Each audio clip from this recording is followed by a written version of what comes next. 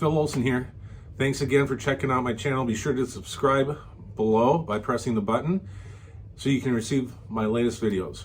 Also, you can click the link below to get immediate access to my books on Amazon.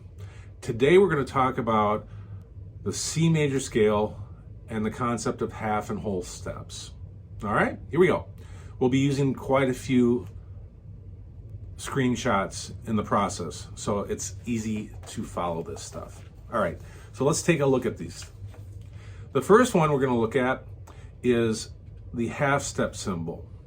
You can see it just looks like a smile. We'll just call it that. And then the second one is a symbol for a whole step, and that's a V, as you can see in the slide. Now a half step would be something like on the keyboard.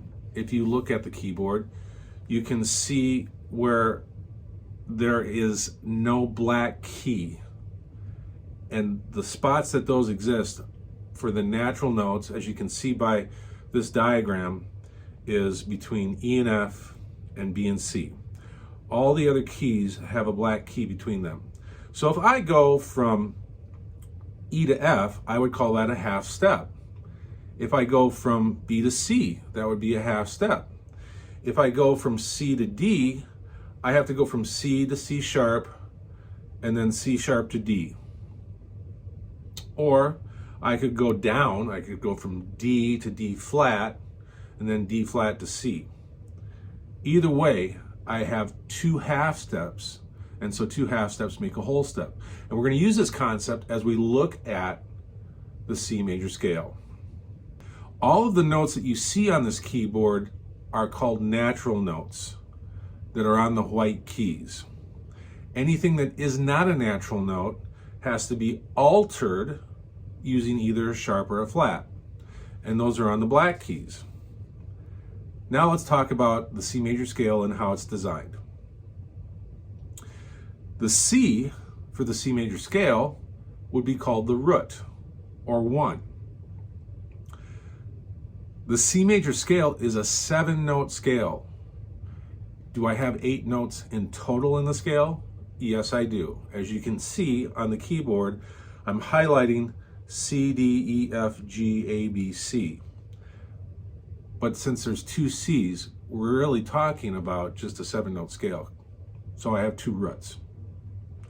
If I look from the C to the D, again, we talked about this, 2 half steps. You can see that in the corresponding image in front of you. You see how there's 2 little half steps above the keyboard, and below there's the V that shows the whole step symbol? Well, we're going to use the whole step symbol for whenever we're going from one note to another that is a whole step, and we're going to use the half step symbol whenever we go from one note to another note that is a half step. In doing so, we've highlighted whole steps and half steps, and this helps us understand the scale with a little bit more clarity than just using, say, half steps for everything. In other words, I teach this from the idea of, I wish I would have been taught this in this manner when I first learned this. Why? Because if I talk about 2 half steps rather than a whole step, and then I get to another half step, 1 half step, it kind of isn't giving me the visual that I want to impart as we look at this. You'll see this when we're going through this. It'll make an impact. So let's move on. So if I go from the D to the E now, I see that I have a whole step. That's the second to the third. If I look at the next image, I see that from the 3 to the 4, I have my first half step encounter. Notice that there's no black key between the E and the F. Moving on, if I look at the F to G, or the 4th to the 5th, I see I'm back to a whole step. Now I'm going to go from the 5th to the 6th, or the G to the A, and I see I have another whole step. So we're starting to look at the design of a major scale.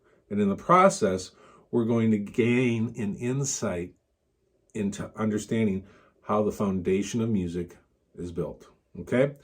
let's kind of wrap this up. Now I'm going to go from 6 to 7, or A to B. That's another whole step.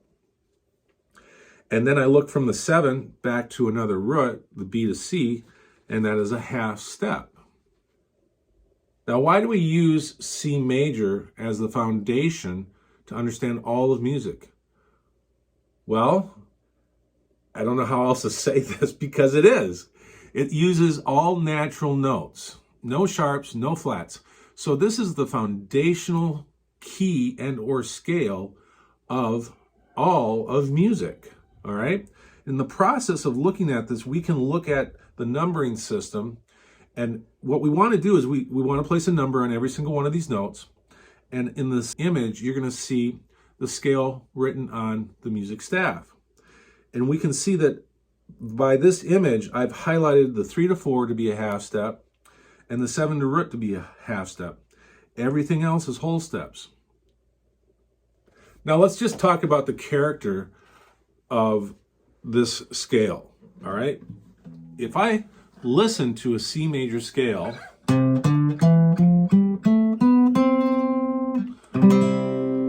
that has a bright and happy sound.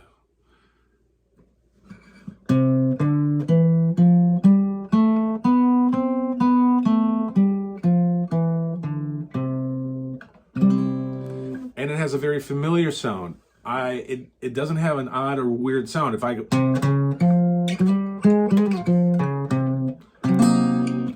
that is not a common sound, as is this.